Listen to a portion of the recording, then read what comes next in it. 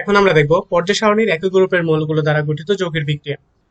আমরা জানি পর্যায় সারণীর একই গ্রুপের মৌলগুলো একই রকম ধর্ম প্রদর্শন করে, আর সেটা এখন আমরা একটা পরীক্ষার মাধ্যমে দেখব।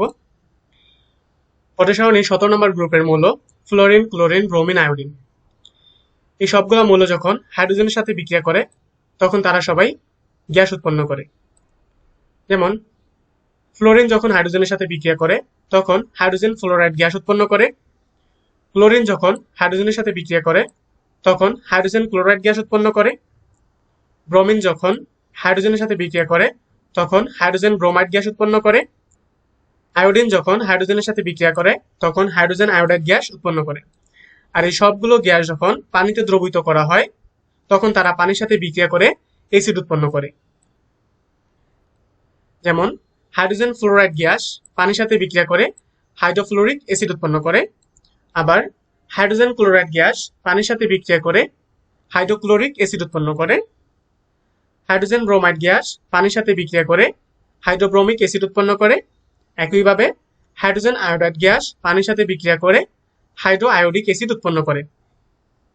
আবার এই অ্যাসিডগুলো যখন কোনো কার্বনেট লবণের সাথে বিক্রিয়া করে তখন তারা সবাই কার্বন ডাই অক্সাইড উৎপন্ন করে। হাইড্রোফ্লোরিক অ্যাসিড যখন ক্যালসিয়াম কার্বনেটের সাথে বিক্রিয়া করে তখন কার্বন ডাই অক্সাইড গ্যাস উৎপন্ন হয়।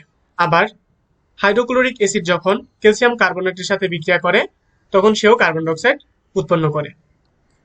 সুতরাং উপরের বিক্রিয়া থেকে বোঝা যায় যে 17 নম্বর গ্রুপের ফ্লোরিন, ক্লোরিন, ব্রোমিন, আয়োডিন সবাই একই রকম ধর্ম, একই রকম বিক্রিয়া প্রদর্শন করে।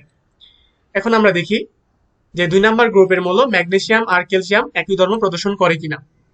ম্যাগনেসিয়াম কার্বনেট যখন হাইড্রোক্লোরিক অ্যাসিডের সাথে বিক্রিয়া করে তখন magnesium chloride carbon die oxide এবং পানি উৎপন্ন করে। আবার ক্যালসিয়াম কার্বনেট যখন হাইড্রোক্লোরিক অ্যাসিডের সাথে বিক্রিয়া করে তখন calcium chloride carbon die oxide এবং পানি উৎপন্ন করে।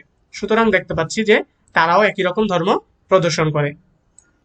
আশা করি ভিডিওটা কারো না কারো উপকারে আসবে। যদি উপকারে আসে তাহলে ছোট করে একটা লাইক দিন, আর আমার ভিডিওগুলো সবার আগে পেতে চাইলে আমার চ্যানেলটাকে সাবস্ক্রাইব করে পাশে থাকা বেল আইকনকে বাজিয়ে দিন। আল্লাহ হাফেজ।